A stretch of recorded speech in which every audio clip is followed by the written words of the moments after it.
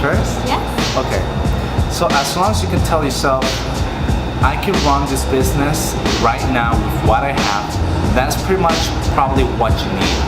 And down the road, just keep an eye into your future as well as keep in mind what you have in your budget, because sometimes you might buy stuff that you might actually not use, and sometimes you might buy things that might not be able to supply your demand, in which case it's a good thing, it's a good problem to not be able to supply your demand, because you know there's foot traffic, right? But at least you made the investment of starting off lean and then go bigger from there, instead of going bigger and then have to cut it down, because buying a $50 mixer to use it once in a while is better than buying a $3,000 mixer to use it once in a while, because then you have $2,950 that you can use to pay off labor, you can use to pay off marketing supplies and whatnot. And I would say we haven't really invested in anything we haven't been using. Like, we waited a while before buying an A-frame, we waited a while before buying like certain types of milk. When people were asking for it, we knew there was a demand for it.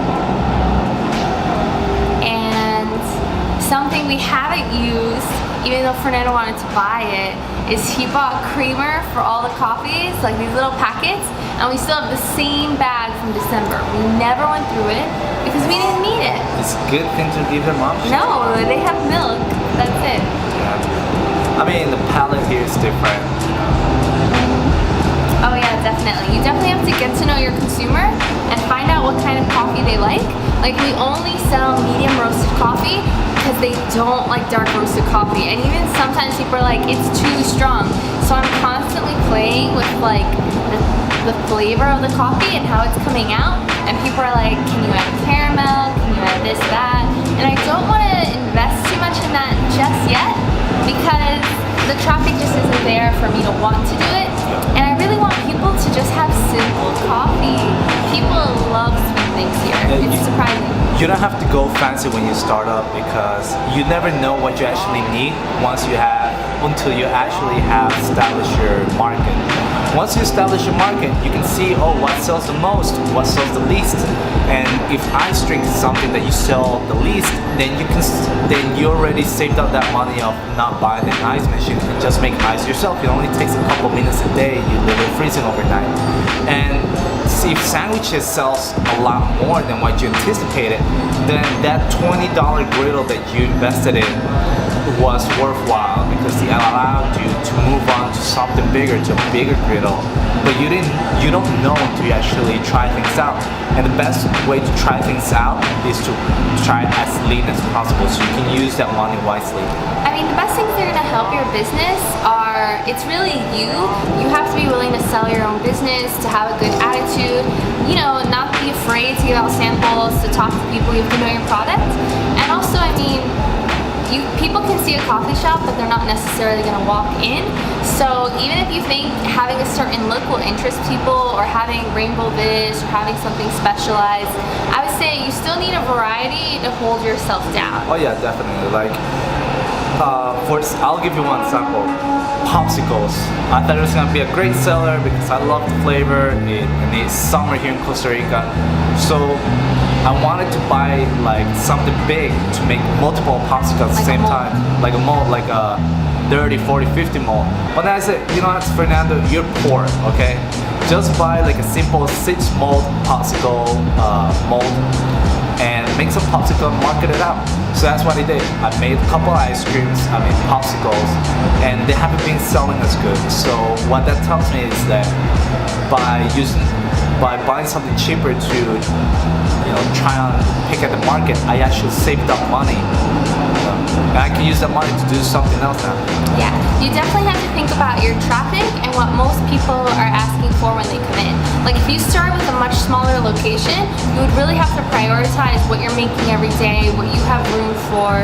And some people can definitely do it, especially like if they only specialize in like sweet buns or something. Like, if you're a little hole-in-one, all you're selling is meatballs or cream balls, then that's fine, because that's your business. And usually you'll be in a really high traffic area, your rent's really high, like if this was New York. But usually if places like Costa Rica or if you were in Texas or anywhere like that, you can get these huge real estate spots and your strategy would be completely different. And that's where I think you could invest in variety, but not so much that like you're keeping a bunch of inventory you're not going through. So you really have to give everything kind of a grace period to test it out. Don't go rushing through thinking like, I'm gonna invest in this is my whole business. Very important. This is our first business here in Costa Rica, so we actually didn't know for sure what would sell the most. And the best way to know what you sell the most is to try a little bit of everything. And once you pick up on something that leads you to better sales, you focus on what you sell the most then. So just focus on what you sell the most, but you won't know that in the new business unless you try multiple stuff. So I can tell that we've tried almost 50 different food items right now, and out of those 50, we're probably keeping about 10, you know. But that's the thing, like, you gotta test your waters, you gotta let people know what you're selling, and then have them feedback you and see what works. Yeah. And if something works, try to see what you can do to better it. Yeah, because I mean, I like to say that we can make almost anything, and I think that's true. I think we both have the skills to improvise, to create. So if someone's like, oh, I want flan, I'll be like, if you give me an hour and the supplies, I'll make it right now. But I mean, it just, to me, it's not worth it yet. Unless there's 10 people at my door all asking for flan and I make it in a huge batch. Yeah, Because you have to think about that margin. I mean, there's a difference between having, let's say, a breakfast where you serve an egg and they ask you how they want it. Okay, that's fine. I can make it scrambled, I can make it hard boiled, sun side up. But if it's something that's off the menu, I cannot make it unless you actually order as a catering order. You know? Yeah. It's different. Well, that was pretty much it from my side. Do you have anything to say? I don't know, I think we're still improving. We basically have a basic setup. We could change a few things if we needed to, but that hasn't proven to be necessary yet. And yeah, if the people come, I think you'll be pretty happy. You know, you should serve the things you'd be willing to eat. That's the best advice. Like if you're willing to spend your money on it, you'll probably find another like mine who is also willing. Always try what you make too.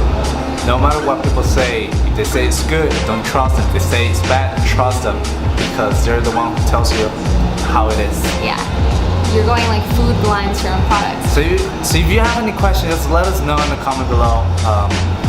This is our second video so far, and we're still improving on how we take things.